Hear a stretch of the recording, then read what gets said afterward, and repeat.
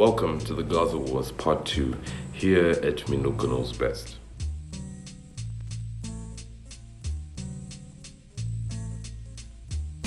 And so the First Intifada began in 1987. And at the end of the First Intifada, about 1,000 Palestinians were killed by Israeli militants compared to 100 Israelis that were killed by the Palestinian people. At that time, the Mujama al-Islamiyya turned into Hamas, the military group that we know today, the military organization that we know today. And the First Intifada ended with a deal between the PLO, also known as the Palestinian Liberation Organization, a military group that defended the Palestinian people for decades.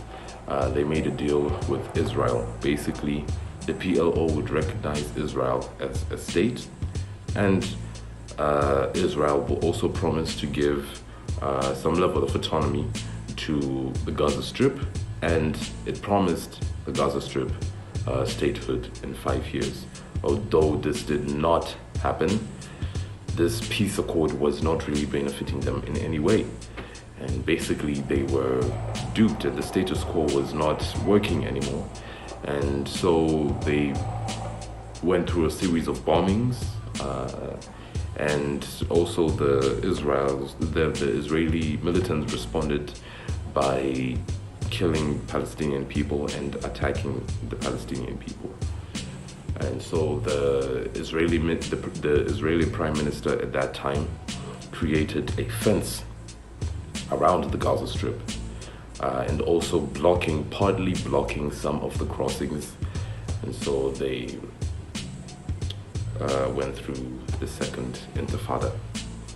So with the Second Intifada, in 2000, September 2000, an Israeli Prime Minister went to the Al-Aqsa Mosque. The Al-Aqsa Mosque is a Muslim holy place that was meant for the Gaza Strip, which was in the West Bank.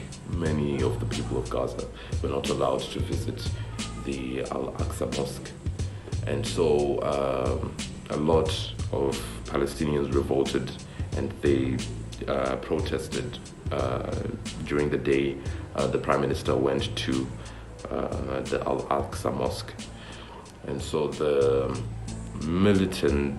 Israeli militants responded to this by killing 4 Palestinian children the next day. The Palestinian people also responded by carrying out suicide bombings.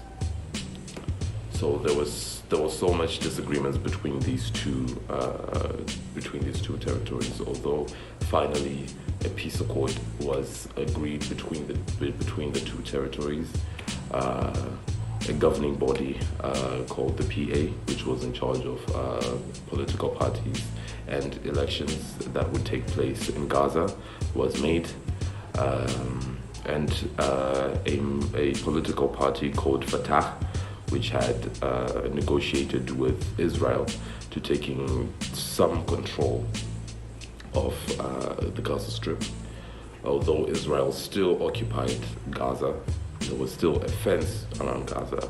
Fatah was running for elections, for the first elections in Gaza.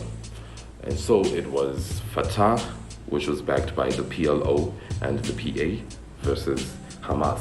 Hamas unanimously won this election. The reason why? Because the people of Gaza were basically saying, look, we have gone through 2 uprisings. We're being restricted from basic resources such as food and water and fuel. And they've destroyed our airports, they've destroyed our seaports. This is not working anymore. So this was an expression to show that they're not agreeing to what is happening right now. They're not agreeing to the occupation. Israel responded to this by bombing seaports and airports as well in Gaza. Basically, no airplane was allowed to land in Gaza, and no ship or boat was allowed to land in Gaza. They even built a barrier at this point, not a fence. Now it was a barrier, basically locking over 2 million people inside the Gaza Strip, which was the population of Gaza at that time. I'm not sure if it is reduced or tripled at this point, but over 2 million people in the Gaza Strip were basically locked in. They even closed some of the borders in the Gaza Strip, basically restricting them from getting food, fuel, and water, just the basic stuff they needed, and also the resources to build back the industries and airports and seaports that were destroyed by the Israeli militants. So this went on for a while, even now, like for 16 years. Many journalists say that this is just basic genocide that is going on around Gaza. And the Israeli forces and Israel itself says that the land belongs to them. And so the land should be theirs. So how does this affect Africa?